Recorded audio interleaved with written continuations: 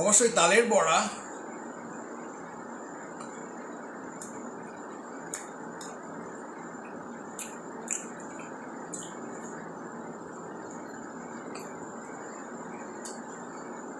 কৃষ্ণের জন্মদিন আজকে নয় হয়তো বা, কৃষ্ণ ঠাকুর। তো একবার খেয়েছিলাম হয়তো বা তালের বড়া কিছুদিন আগে, কিন্তু আজকে সেই তিথি নয়।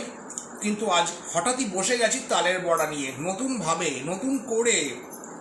তাল অনেক রয়েছে, তালের ছড়াছড়ি বাজারে আমি দেখতে পাচ্ছি।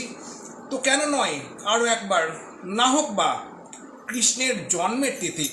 তো সুতরাং রাত্রিবেলায় তালের বড়া নিয়ে, তালের বড়া খেতে খেতে তোমাদের সাথে কথা বলছি।